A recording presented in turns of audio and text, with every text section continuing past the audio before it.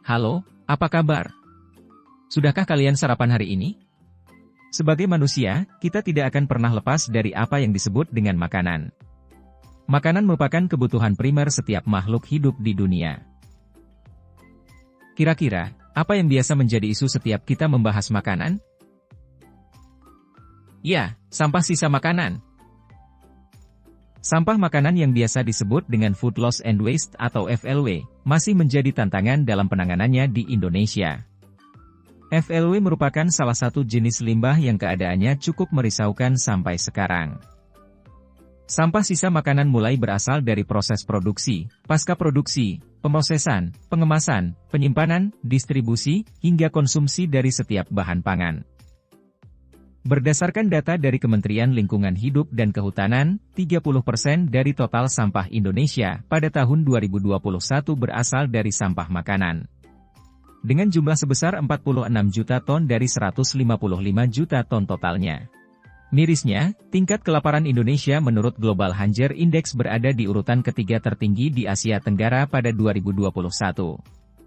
Indonesia mendapatkan skor 18 dengan tingkat moderat, dan berada di atas skor rata-rata global, 17,9. Adanya timbulan FLW disebabkan oleh dua faktor. Faktor yang pertama adalah faktor penyebab secara langsung.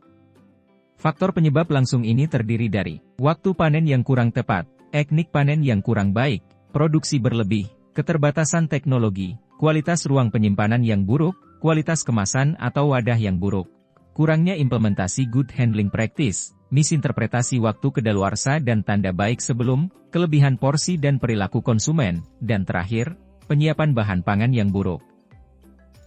Lalu faktor yang kedua dikenal sebagai faktor pendorong tidak langsung. Faktor pendorong tidak langsung ini terdiri dari keterbatasan akses terhadap modal, kurangnya informasi serta edukasi pekerja pangan dan konsumen, keterbatasan akses infrastruktur, rantai pasok yang kurang efisien, perbedaan standar kualitas pasar dan preferensi konsumen, perbedaan harga pasar, persaingan pasar yang dihalangi dengan keterbatasan daya beli konsumen, dan terakhir, kurangnya regulasi sampah makanan. Sekarang kita akan membahas dampak limbah makanan bagi lingkungan. Limbah sisa makanan atau FLW juga turut serta berperan dalam mempengaruhi lingkungan kita. Oleh karena itu penting mengetahui dampak yang ditimbulkan sebagai saran pencegahan. Dampak yang pertama adalah, sampah makanan dapat menghasilkan gas metana.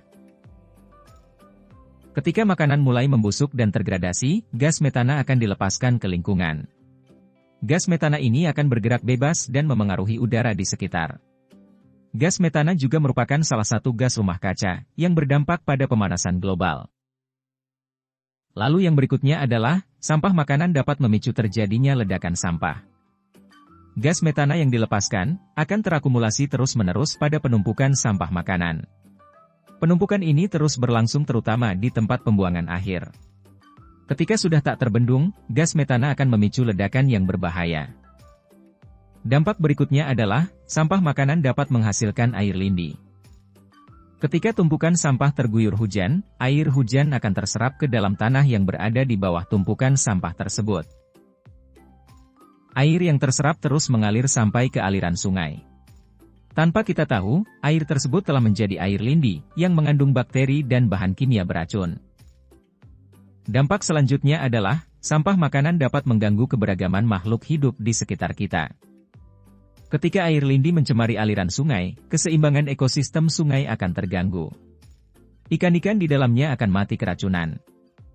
Dampak berikutnya adalah, membuang makanan pada kenyataannya sama dengan membuang-buang sumber daya alam. Produksi makanan banyak membutuhkan komponen yang tidak kita sadari, seperti air, energi, dan minyak bumi. Dengan demikian, membuang makanan berarti turut dalam menyia-nyiakan pemanfaatan sumber daya alam dengan optimal. Dan dampak yang terakhir adalah, sampah makanan dapat mengancam ketersediaan lahan. Buruknya pengelolaan sampah di tempat pembuangan akhir, akan menimbulkan penumpukan sampah. Penumpukan ini akan memerlukan lahan tambahan yang dapat mengganggu pemukiman warga. Dalam menghadapi isu terkait limbah makanan, tentu kita harus memikirkan strategi yang akan dilakukan. Strategi tersebut, diharapkan dapat mengurangi atau mencegah segala timbulan yang diakibatkan oleh sampah makanan ini. Berikut merupakan strategi yang diperlukan untuk mengurangi dan mencegah timbulan FLW. Strategi ini dapat diterapkan baik dari pihak tiap individu, kelompok masyarakat, hingga pemerintah. Strategi yang pertama adalah strategi perubahan perilaku. Pada strategi ini, kita dapat mengedukasi konsumen dan pekerja pangan mengenai dampak FLW untuk meningkatkan pengetahuan mereka dan mengubah perilaku setiap individu terkait makanan.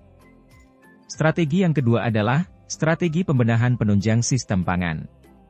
Strategi ini dilakukan dengan mengembangkan korporasi produsen makanan, serta menyediakan infrastruktur dan sarana-prasarana yang mendukung efisiensi proses produksi makanan. Strategi yang ketiga adalah strategi penguatan regulasi dan optimalisasi pendanaan.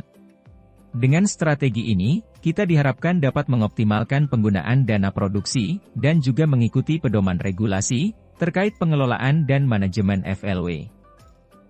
Dan strategi yang terakhir adalah strategi dengan memanfaatkan limbah makanan. Dengan strategi ini, diharapkan setiap individu dapat menerapkan prinsip 3R, yang pada akhirnya juga berguna untuk membangun ekonomi rumah tangga. Itulah tadi terkait dengan limbah makanan. Dari sini, sebaiknya kita dapat memahami bahwa hal yang paling dekat dengan kita pun turut ikut dalam mencemari lingkungan. Sekarang kemauan untuk berubah sisa di tangan Anda. Terima kasih telah menonton. Semoga kita semua dapat memetik manfaat dari video ini. Tidak perlu ragu dengan memulai langkah yang kecil. Seperti kata pepatah, sedikit demi sedikit, lama-lama jadi bukit. Allah bisa karena biasa. Sampai jumpa di lain kesempatan.